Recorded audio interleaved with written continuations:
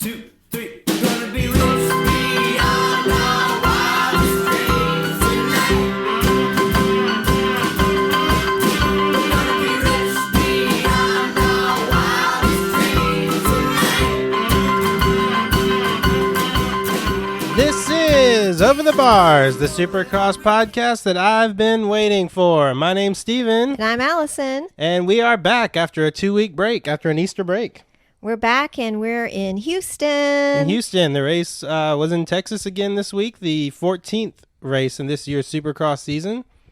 Yeah, and you have a little experience with Houston, don't you, Steve? I spent a few years in Houston as a young boy. Yeah? Hot, What'd you flat. think about it? I don't remember it too well. I remember my friends, my school. Yeah.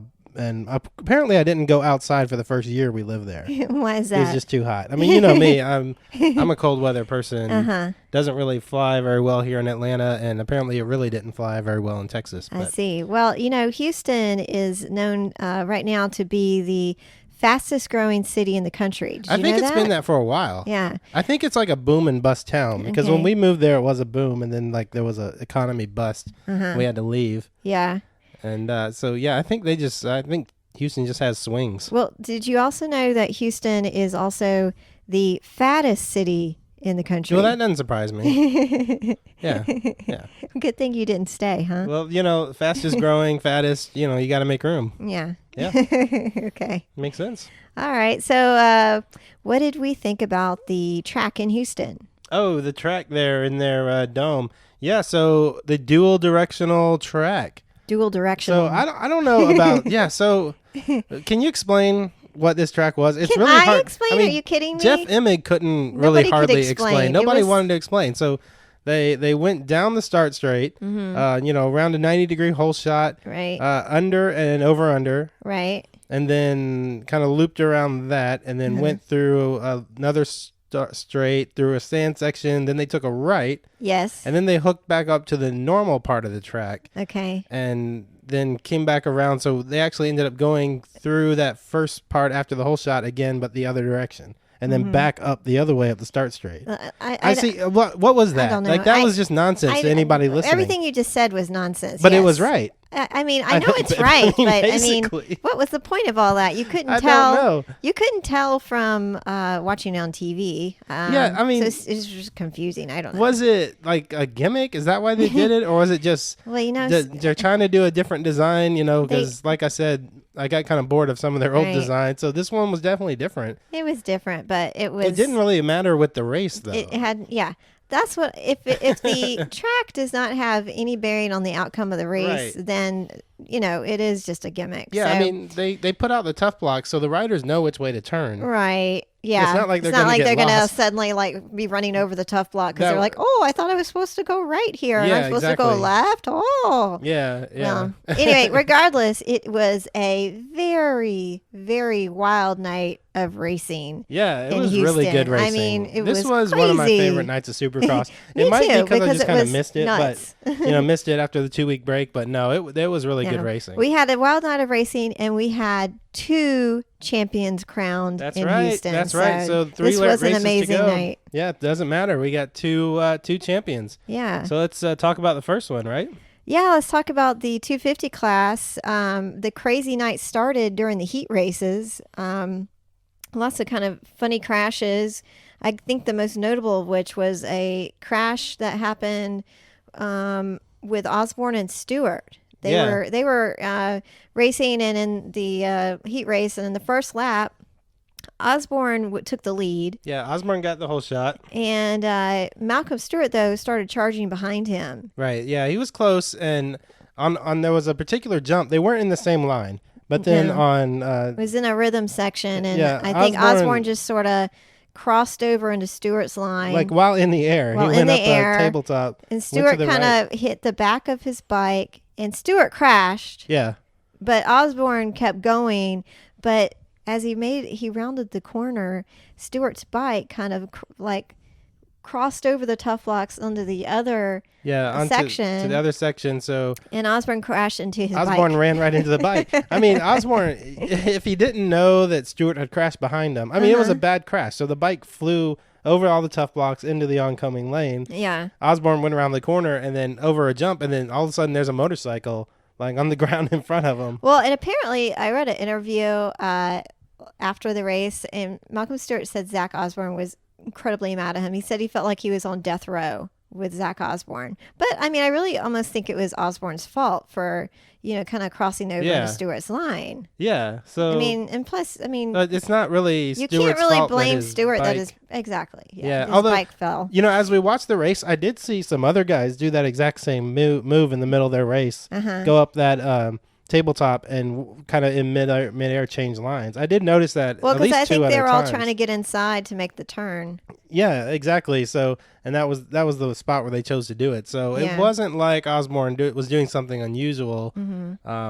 But Stewart. I mean, it was a crash. Yeah, that's it. That's all you can say about it. It is what it is. Yeah. But anyway, with all these crashes, you had a stacked LCQ with Malcolm Stewart. You had McElrath. You had Josh Hansen, and you had Zach Osborne. Yeah, those were the 4 LCQ qualifiers. Yeah, I kind of felt bad for the privateers. I mean, that's like a main event race. It was, yeah. Yeah. So I guess the privateers had to get in during the heat races. We had Austin Politelli. He won that first heat race. Yeah. First career win of anything in his Supercross career. Awesome, Politelli. Good for you. Yeah.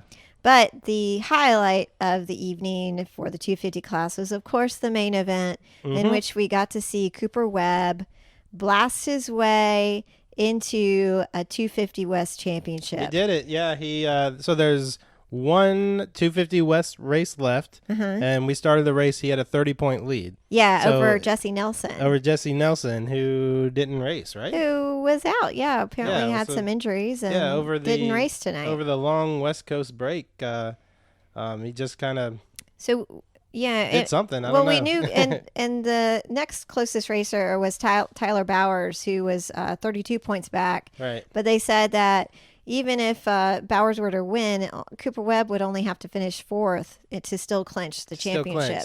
So if Cooper Webb were to win this race and have or to finish this race with a 25-point lead or more, or actually 26-point lead or more, he would have won the championship. So that's what he did. Yeah, that's what he did. Won the race convincingly. He did. He didn't have a great start again. Nope. He's not known for his starts, but he in the 10th lap. He got to pass McElrath for the lead and went on to win. And he had to wait 9 weeks since the last race, but that just gave him a chance to heal up from a shoulder injury. And he looked great on the bike. And Star Racing Yamaha has its first championship winner. Good for them. Yeah, good for them. So let's hear Cooper Webb's reaction to winning the 250 West Championship. It gives me great pleasure on behalf of the American Motorcycles Association to present you with the 2015 Monster Energy AMA Supercross and FIM World Championship 250 SX West #1 plate. Congratulations, buddy. Great job.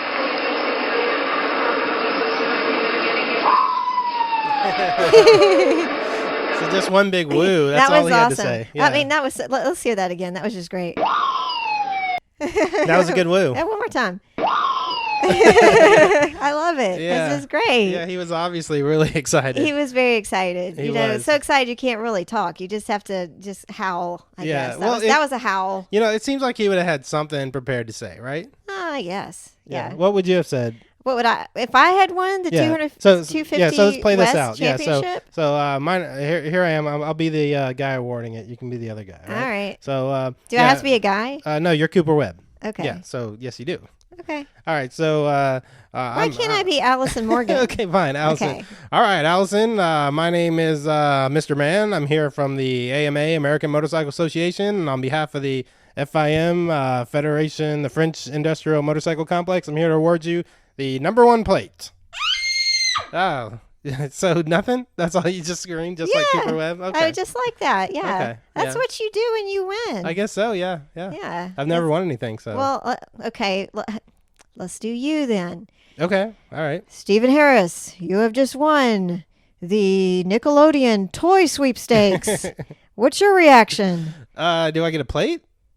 you get a number 1 Toys R Us plate. Well, great, because I really need a plate. I have all this Easter candy left over. I need something to eat the Easter candy off of, and when I'm done with the plate, I can hang it up on the wall right next to my 2008 Barack Obama Yes We Can commemorative plate. It's gonna be great. It's gonna look great up there. Thank you so much. Thank you for the plate. All right. Well, you can't do that in the 250. All right. class. Well, can I get a woo?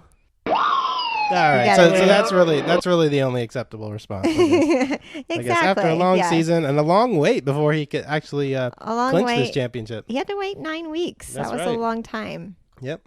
Yeah, but he won. He won the race. He won the championship. Yeah, that's the way to win the championship. It is. Right? I mean, how dumb would it be to win a championship by just getting a podium and not winning the race? Right? I mean, well, how boring would that be? You must be the most boring rider of all time to win your championship with like a second place finish. That would be too bad. Well, second place in this race was McElrath. That was great for him. Yeah, he got the whole shot. No, he didn't get the whole shot. Bisceglia got the whole shot. Holy shot. McElrath was like right next to him. Yeah, he led. It was like he inches led away. almost the whole race. So really, he didn't get that. He missed the $1,000 check by just like a couple of feet. Well, good for Bisceglia. Yeah. But Malcolm Stewart, Mookie, got third place. It's good to see him on the podium. Yeah, on the podium again. His only other podium from this season was his win, right, in Oakland. Right. So he rebounded from that heat race crash, and. Apparently also had an asthma attack in the middle of the race, which was a little crazy. That's all he could talk about there on the podium. He's like, I had asthma. They're like, Malcolm Stewart, you just won the race. I just had an asthma attack. Like, oh, okay. Pollen will get to the best glad of you're us. all right. Yeah. So what did Tyler Bowers finish? Oh, Tyler Bowers finished 21st. Oh, that's not good. No, it wasn't. I don't really know. Was that like last place? Yeah. It was last place actually. Yeah. I guess he didn't finish the race. He must have gone out. Yeah. Well, I guess it's sour grapes for Tyler Bowers. He's so sour, he's going to be out the rest of the season because he's going to get back surgery. Yeah. So he's been hurting back surgery. I think he's going to be out the rest of the year, is what he said. Oh, rest of the year. Yeah, wow. He's going to miss outdoors. But, he's an arena cross racer. Does he really care about outdoors anyway? I don't know. Yeah, I don't know. But he did congratulate Cooper Webb on the victory there. Well, that's good. Yeah. For his little buddy. Via Twitter, of course. His frenemy. His frenemy. Tyler Bowers, he wrote, well, that was a long day. Mm-hmm. Congrats, Cooper Webb, you little shit devil. Rode like a champ this year. Thumbs up. All right. Thumbs up from Tyler Bowers to Cooper Webb. Yeah. And sort of. Well, yeah. It's had to get in a little barb. Yep. Yeah, that's what Cooper Webb has to say. But are you ready to talk about the 450 class? Sure, the 450 class. Another insane race. It was a great race. I loved this race. Totally insane. I've never seen such aggressive racing in a race. Yeah, and the 450 race especially. It was crazy. Yeah. So we'll start at the beginning. Shorty, of course, got Andrew the whole short. Once again. But Cole Seeley took the lead right away. Yeah, he knew how to do it. He'd watched McElrath do that in the main event for the 250, and he took that. He took that lead, and that was it for Seeley. He never that let was it awesome. go. And he was like pretty far ahead too. Was he? Yeah. It was like 10 seconds or something, okay. 12 seconds at some point. There was a lot of battling behind him. So. It was so much battling behind him. I think that's part of the reason why. He said it was pretty surreal to be up there leading like that in a race. So congratulations to Cole Seeley. That was awesome. After Seeley got the lead behind him, we had Reed and Grant and Pike. Mm-hmm. And then... Wait, where was Dungey at the beginning? Dungey, yeah. 10th place. Dungey. Well, 10th place. Dungey was 10th place after the first lap. Yeah. And it got worse from there because he was trying to come back, and Justin Barsha, who returned after missing 8 races, we hadn't seen him since San Diego. I know. And he got all aggressive on Dungey, kind of pushed him around a bit. It was funny. I felt like we were seeing like some folks trying to sabotage Dungey from getting the title. Well, that was it. Yeah, I mean Dungey had an 80-point lead. Right. So there were 4 450 races left. Yes. Which means he hadn't clinched it. But if he were to finish this race with a 75-point lead, that means he would win the championship. Right. So Yeah, not a lot but of wiggle at the room there same for the other time, riders. anything can happen. That's I mean, right. he could have totally crashed and gotten injured, and that could have been it. You never know. But that's not what happened at all. In spite of some aggressiveness and crashes all around him, Dungey was unscathed by all the drama. Yeah, he And, was. That takes some skill, I have to say. Yeah, it was. But I think the biggest aggressiveness came from Jason Anderson. Okay, so he has been the aggressive rider all year long, Yeah, right? yeah. And the thing is, it's like he's kind of stupidly aggressive. Well, yeah, because half the time he crashes himself at the same time. and he's just been like just plowing into people left and right. He's the new Bam Bam. It's not like block passing. Yeah, so We got to come up with. They need to come up with a name for him. But yeah, he's El Hombre. He's El Hombre, but something Yeah. that's more, like bull in a china shop-ish. He's the bull to me, I think. Yeah. But he put an aggressive pass on Weston Pike, sent him to the ground. Yep. And Pike ended up. He looked like he was going to end up third because he was about to pass Andrew Short, maybe. Right. But This was right up at the front too. he finished last. Yeah, Pike. So Pike that was a got out shame. of the race. Yeah, and it was just a really just weird move on Anderson's part. I guess it actually worked for him. Yeah. Pike was not too happy though. No. Yeah, he had a response on Twitter too. What was Pike's response? Pike wrote, "If it were 2 years ago, I would have put a special someone to sleep after tonight's race." Whoa. Yeah. So what do you think that means? I mean, I don't know. this is what you call a subtweet. It's where they talk about somebody in particular, but don't say who that person is. So it's Yeah, not called a subtweet. subtext. It's Yeah, well, subtweet. that's what it comes from. So, All right. yeah, I don't know what he means. Puts a special someone to sleep. Well, anyway, I assume Jason he was Anderson didn't stop there because he then took out Reed and himself. Oh, I know. So this was great. Yeah. When he took out Pike, what did you say? Do you remember? No, I don't. What did I say? You said something about you just kind of complained about it. You're I said if you're gonna crash someone out, crash out Chad Reed. And then what happened? And then he crashed Chad. He crashed Reed. Chad Reed. So Chad Reed was going around an inside turn, a 180-degree turn. Yeah. And there was obviously no room between Reed and the tough block. Right. Reed was on the inside. Right. Anderson had a different idea. He needed to slow down. Anderson decided that he would go in between Reed and the inside tough block. So they both fell over. Right. Yeah, that was hilarious. That was ridiculous. So and it wasn't ridiculous. like a big crash because they were both barely moving, around that turn. So Right. they both got, No, they both got got up up. immediately, but they lost positions. Yeah. And what was that? That was for third place, right? It was, yeah. Yeah.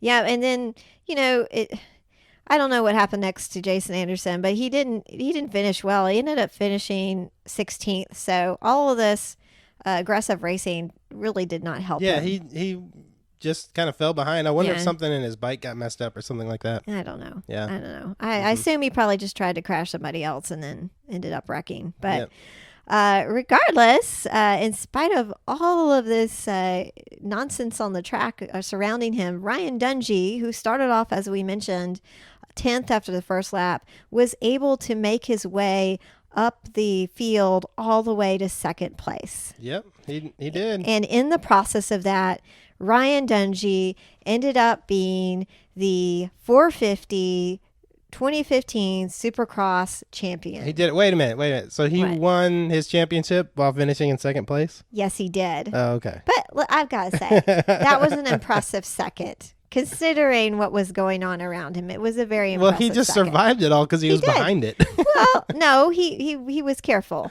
He was careful. And what we know about Ryan Dungey, he's very Yeah. careful, consistent rider. That's it. And now he is the 450 Hey, you know, champion. he is. And you know what? He won it by being consistent and careful, but he was a lot more aggressive this year than I've ever seen him before.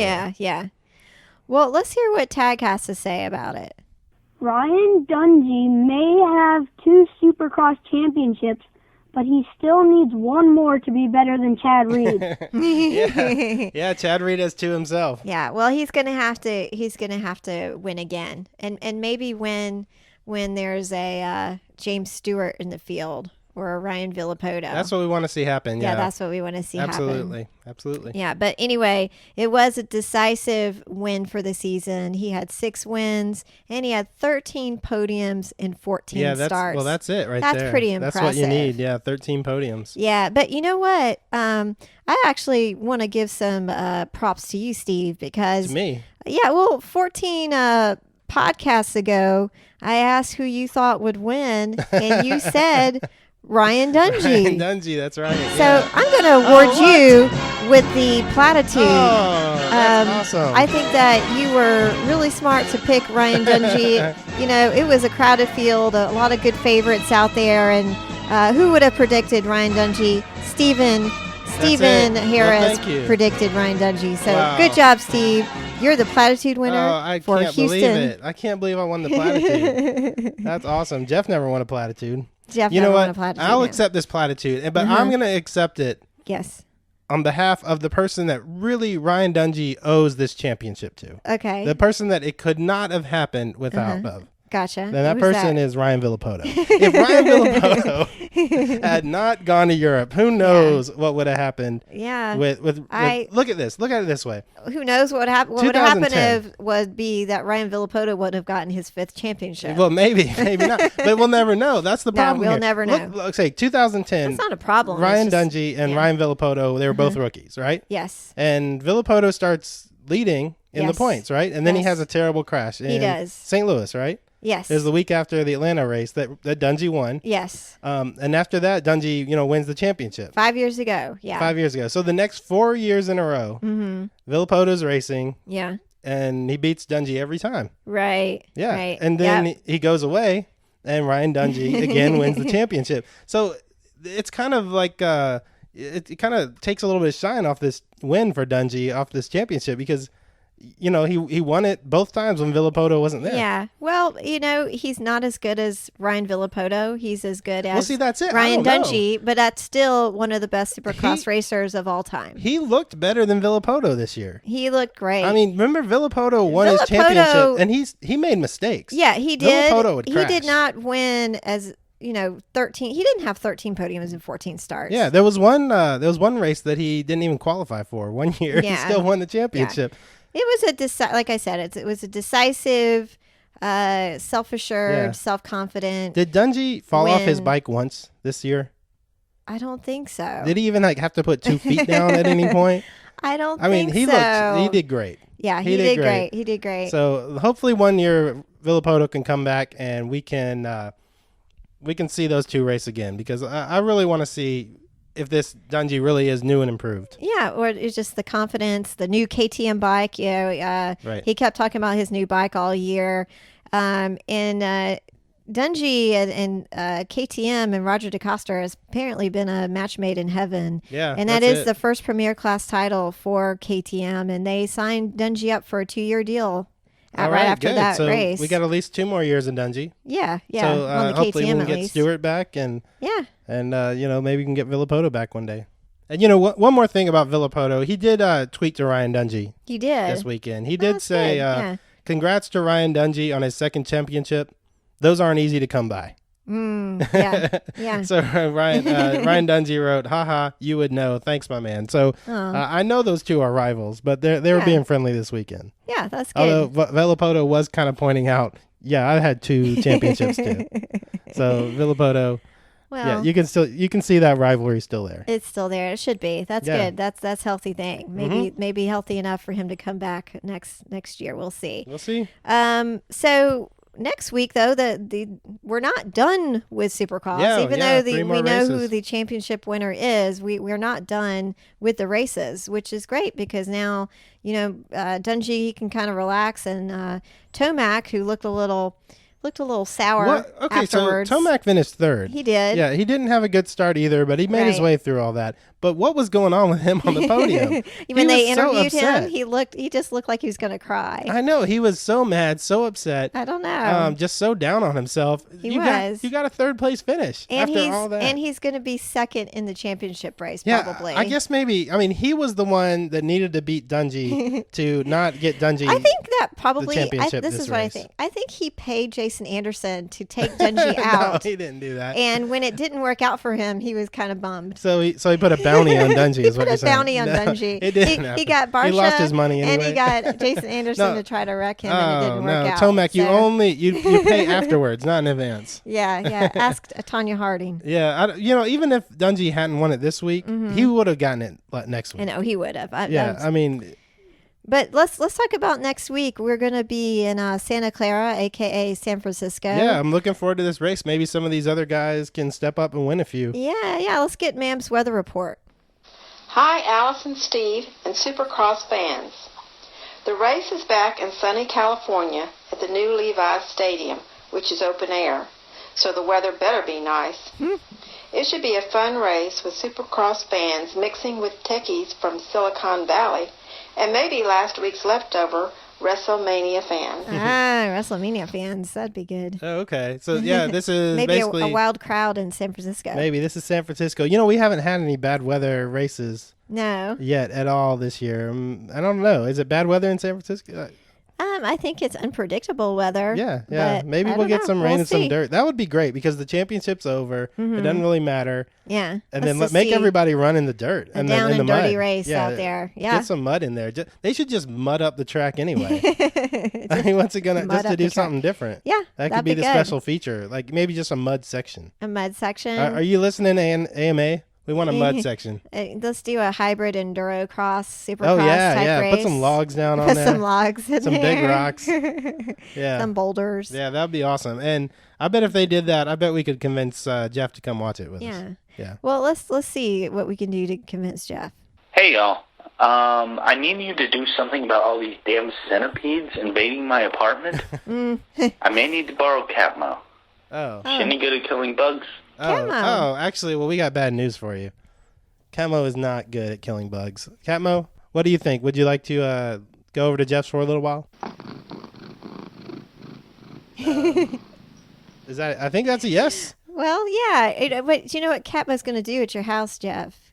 She's just going to stare at the bugs. She's going to squat right next to it, and she's going to watch it. If you're diligently. Lucky, yeah, if you're lucky, she'll put a paw on one or two. Yeah, maybe. But She'll just kind of play with it. centipedes? Yeah. I don't know. Yeah, I don't think so. I think she'll ignore that. Sorry, Jeff. Sorry, You but should come watch the race anyway. yeah, absolutely. Bring a bug or two. We'll see what she does. Well, it was a great time watching the Houston race this week. So much fun. Looking forward to next week. We're going to take things out with a celebratory song here by the Bad Lovers. It's called Rich Beyond Our Wildest Dreams Tonight. All right, everybody. Thanks for listening. Thanks for sticking with us. 3 more races to go, so make sure you join us next week. Check us out on Twitter at SXOverTheBars. See you then. 1, 2,